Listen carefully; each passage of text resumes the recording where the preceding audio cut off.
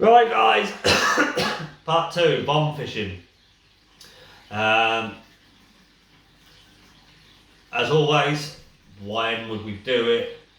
Well, we do it to fish underneath a waggler line, so any time we'd be fishing a waggler. Also works, it can work even into the depths of winter, but you just cut down the feeding. Obviously, as I'll go into it under the waggler, obviously you're just going to be building it up with a waggler line all day. You're putting a lot of bait in because you're constantly making the noise. If you're not, you do the same under it, so we'll do this as a separate video for just bomb fishing. And I say it can work a lot all around the year, even in the winter, but you're just cutting back. But if you were just bombing like 2 big pouches, it's an aggressive method. Know your venues. Some venues you don't need to feed as much, but like Barston is a great example. I used the commercial knockout that Tom Scully did the other year. The final was at Barston, and I've not caught a lot. I had a couple on the waggler, and all day. Our end was rubbish. They were catching their red. I've really attacked it, and I'm talking. You're putting like 8 pints of 8mm pellets in. And then all of a sudden it went from no bites. The last hour they rocked up on it, and I've had a £100 just framed. It was 4th. Another 10 minutes I'd have probably won the match. It was solid, and they're big fish, so it's an aggressive method. Don't lose heart, because you can go from nowhere. You've got to be aggressive with it, and then they will turn up. In the winter you may be double feeding 5 pellets just to make a bit of noise every 10 minutes or so. So tackle wise for the bomb, depends. Really, always a 4,000 size reel, £10 main line, no messing around. It's laid on the bottom. Just wants to be durable.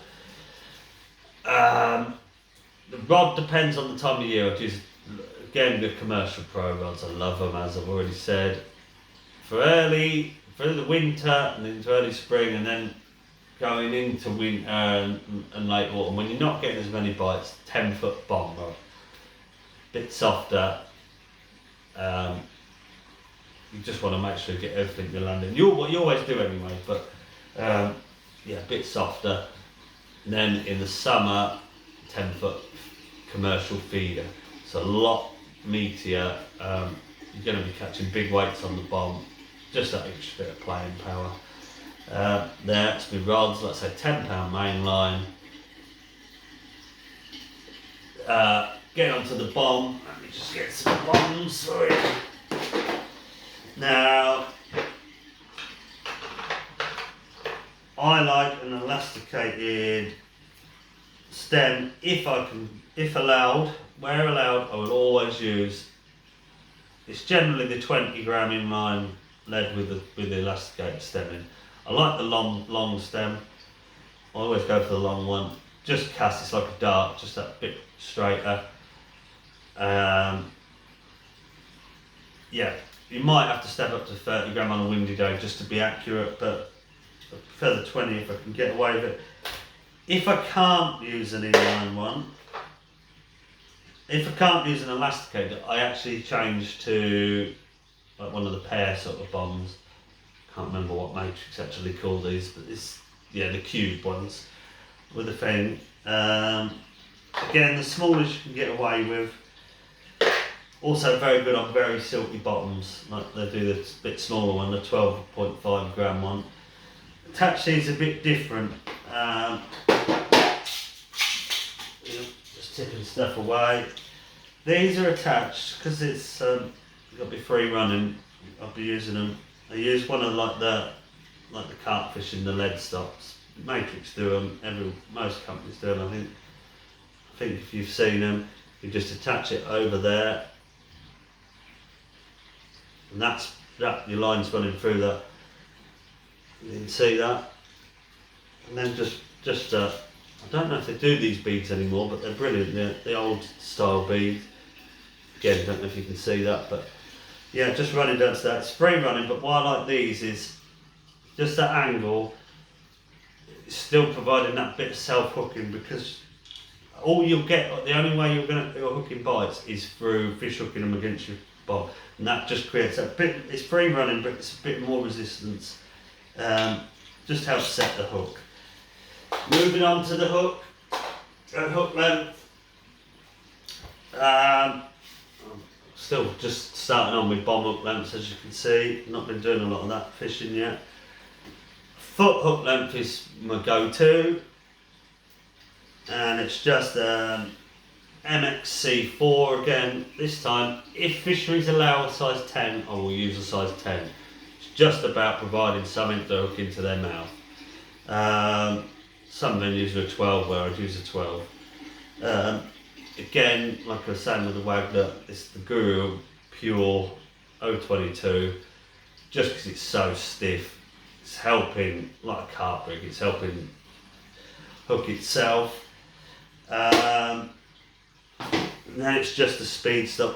Again, if you can see this, bit of rubber, I put a lot of whippings, I whip it all the way down the hook to the bottom of the shank, then a rubber on the end of the shank so it hangs off there nice, just making a self-hooking rig, and then a stop.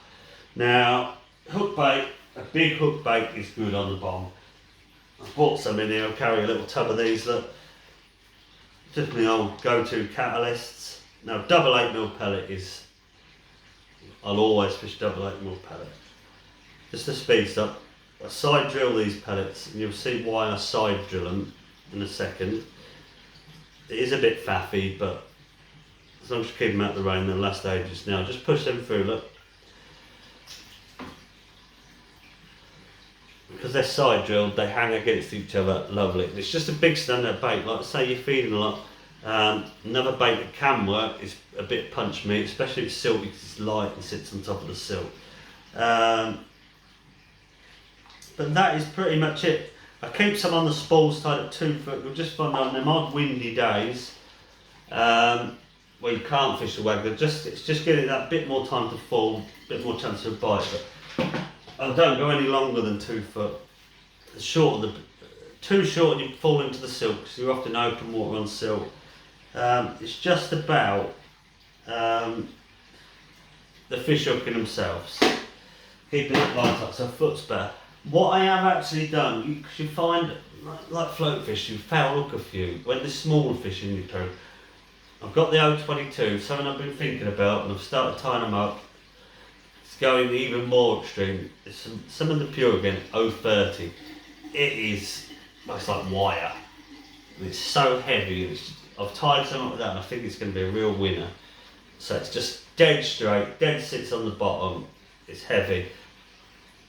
It's just going to improve with the hooking. I wouldn't use it in the winter time, but in the summer when they're coloured and there's a lot of fish in the peg, I'm going to play about with that. I'm not going to say it's brilliant yet, but I'm sure it is going to be just right. Any other items to tackle?